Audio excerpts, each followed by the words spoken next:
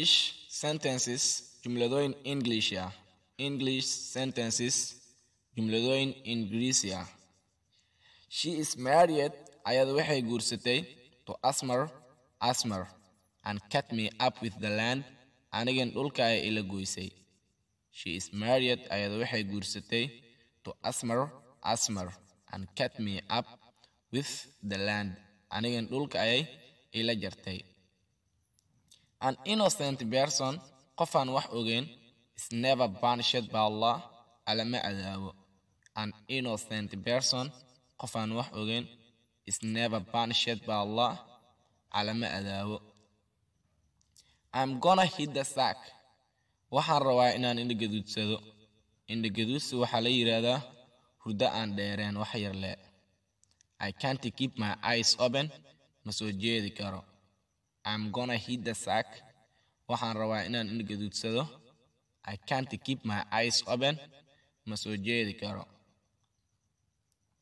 Don't tell something waxa ka sheegin to my poor English-kayga liita. Don't tell something waxa ka sheegin to my poor English-kayga liita.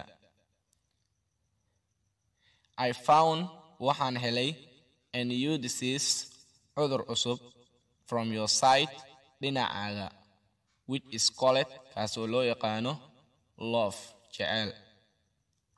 I found waxaan helay a new disease cudur cusub from your side dhinacaaga which is called kaasoo loo yaqaano love jecel. Whenever you feel lonely goor kasto aad dareento kalinimo just close your eyes indhahaaga xir and say wana dheh Allah is with me Allah ayaa ila jiro. Whenever you feel lonely goor kasta kalinimo aad dareento just close your eyes indhahaaga xir and say iyona dheh Allah is with me Allah ayaa ila jiro. If today you are better than haddii maanta aad ka fiican tahay how you were yesterday saad shalay ahayd that's enough to you taasaa kugu filan. If today you are better than haddii maanta aad ka fiican tahay how you were yesterday saad shalay ahayd that is enough to you taas ayaa kugu filan.